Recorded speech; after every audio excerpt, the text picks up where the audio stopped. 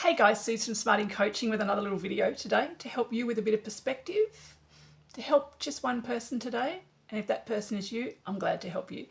So I'm Suze, I'm an intuitive life coach, I'm a Reiki practitioner, and I also deal in energy with tarot cards and all sorts of things woo-woo.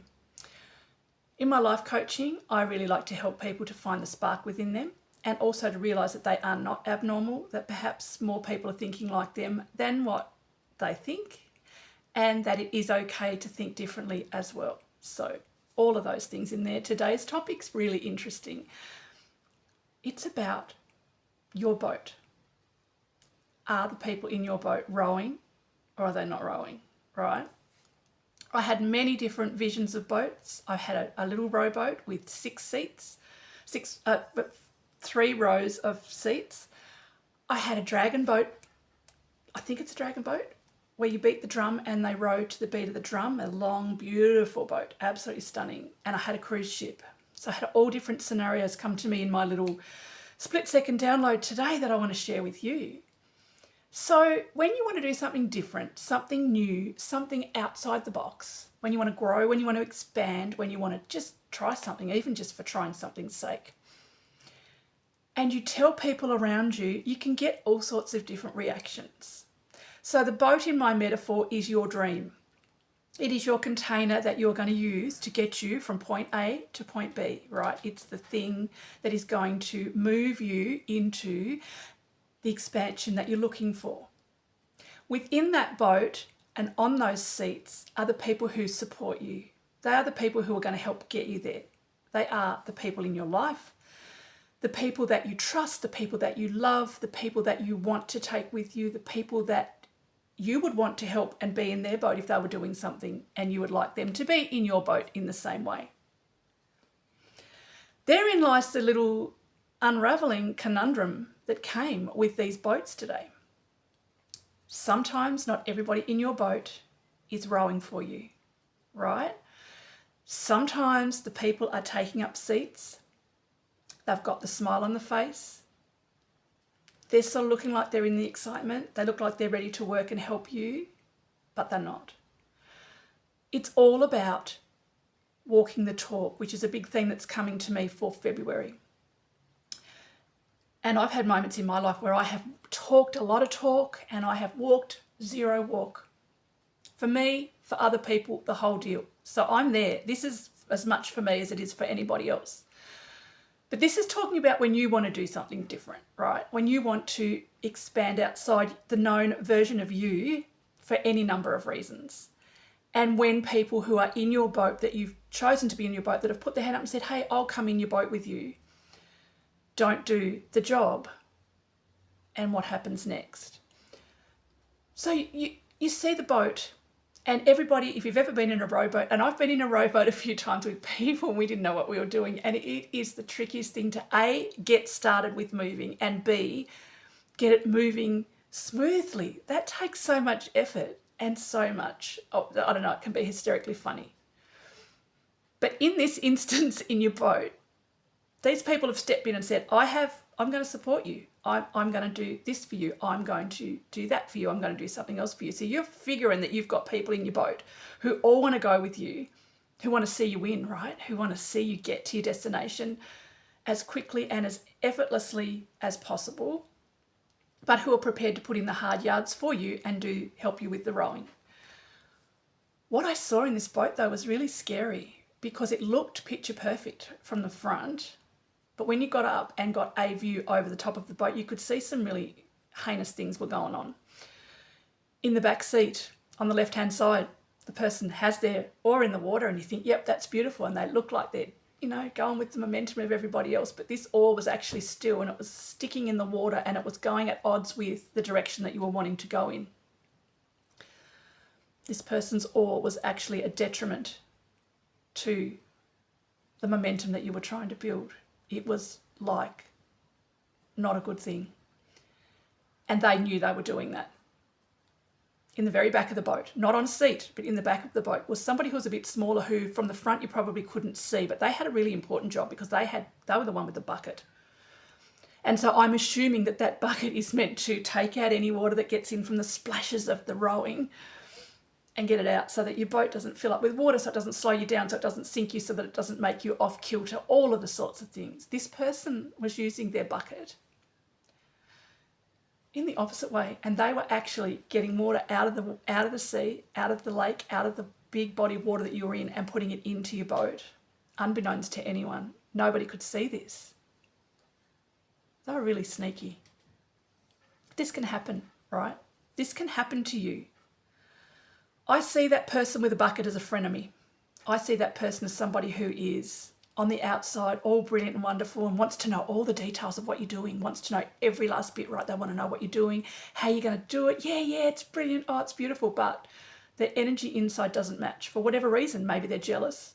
Maybe they don't want you to go there. Maybe they want to keep you all to themselves. Maybe they have a genuine reason. Maybe they don't want you to succeed because, I don't know, might mirror something in them that, you know, they might have to step up then to be able to come with you. Or they may want to keep you safe, right?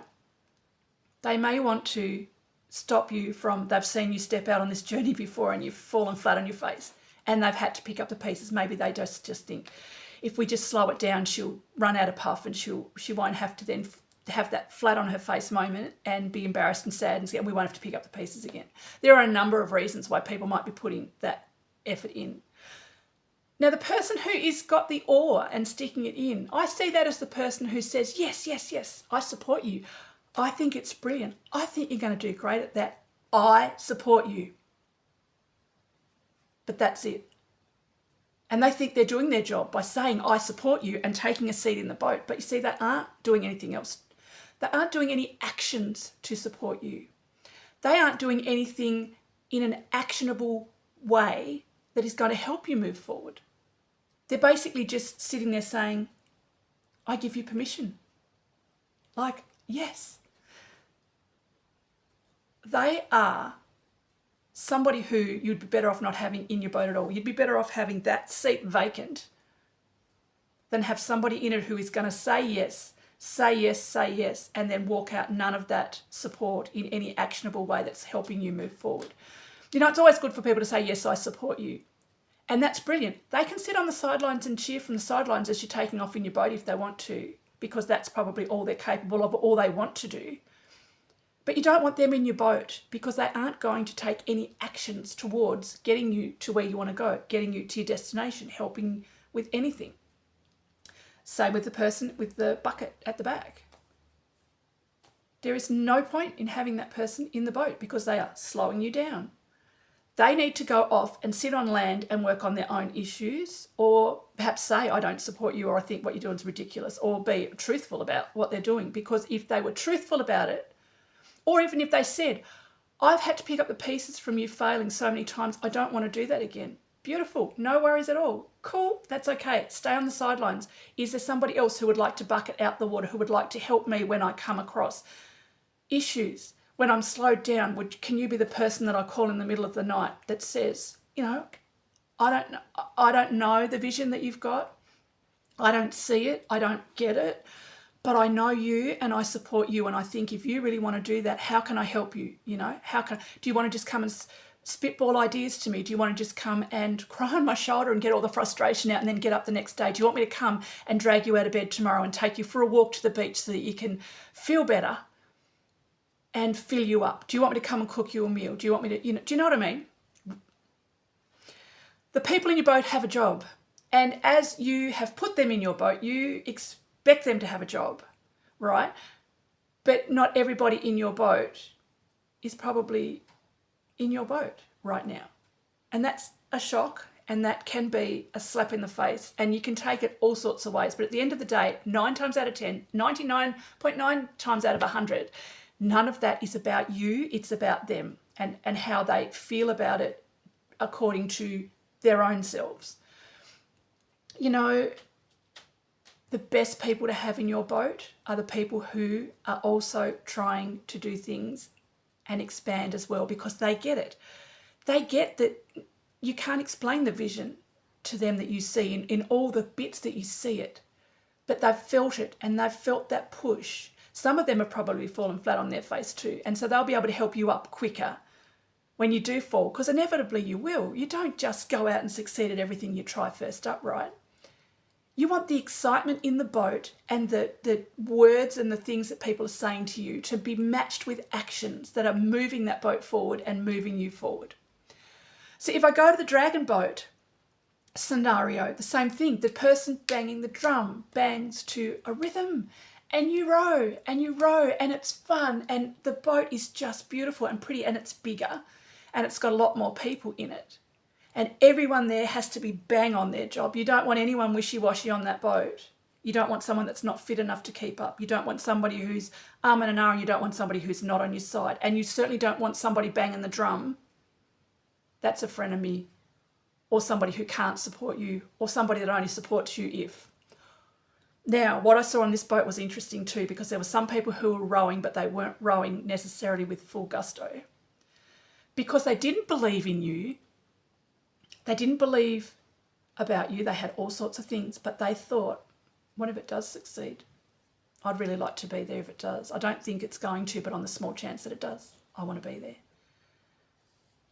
They're also not worth having on your boat when you really want to get somewhere. I know that's harsh, but it slows everything down. And it takes the seat space of somebody who may say, yes, I'm all in 100%. What do you need? I'm here. I'll be your support, right? You are better off to have empty seats on that dragon boat and readjust the people that are on there rather than have people that aren't, that are offbeat, that are half in, half out, that are just going to take a rest for a minute because I need a drink. Oh, I didn't think it was going to take this long. Oh, I didn't think I was going to have to do that much for you. Oh, no, you don't need those people. Now, if I expand out to the cruise ship, if you're still with me, I love me a good metaphor. The cruise ship has, this cruise ship I saw, I don't know if this is right, but I saw a third of the passengers on this cruise ship were actually staff and 2/3 were passengers. And this cruise ship had a lot going on, and it had 24/7 staffing for everything. The restaurants ran 24/7, the games places ran 24/7, the pool, the bar, everything, which also meant that the laundry ran 24/7, the chefs in the kitchen, the food people, the cleaners, the pool staff, everybody ran, the doctors, the concierge, everybody ran 24/7 on this cruise boat. Now, can you imagine if, I don't know, a third of those staff decided they really didn't want to staff today. They wanted to go and sit by the pool, or they wanted to lay in their bed, or they wanted to do something else other than what they were on the boat to do. It wouldn't take really very long for that everything to fall into chaos, right? For there to be no clean sheets, no clean towels, for the line at the restaurant to be long because, oh, wow, we're held up now and we can't service all the tables, we can't do stuff, we don't have enough staff to bring the drinks, and there's people are getting angry, and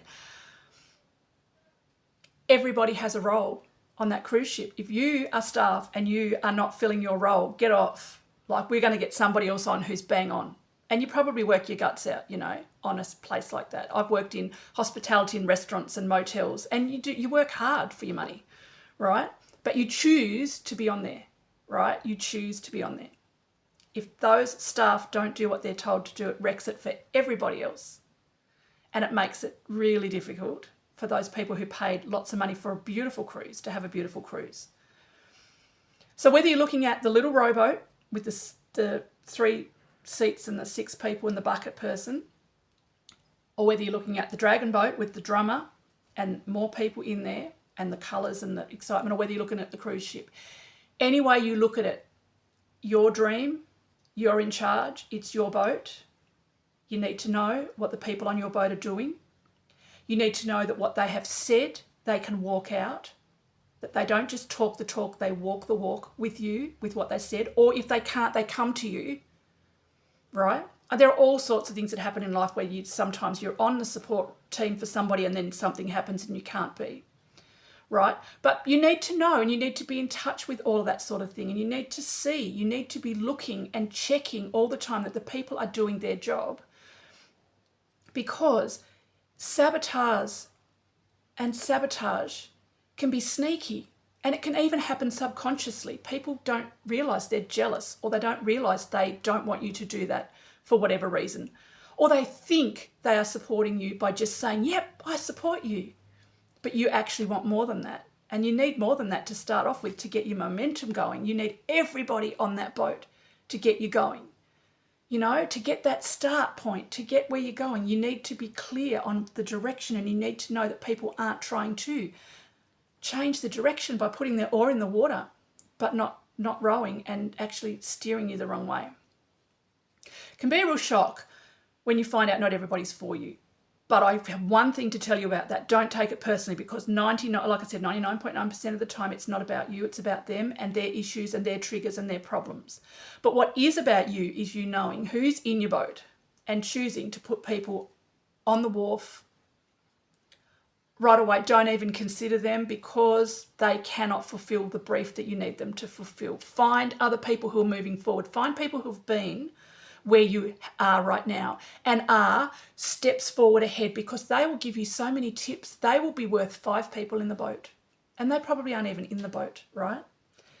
They will help you with so many things, and they will also help you because they'll be able to tell you mistakes that they've made and things like that, so you won't feel so bad. Sometimes people who don't understand your vision can judge you when you fall down and tell you, oh, look, that's not for you. But you know it is. You just haven't quite found the right way yet. When you need encouragement, you're not going to get that from someone who's stopped at the first fall down or who hasn't even attempted to get into the boat and go somewhere else.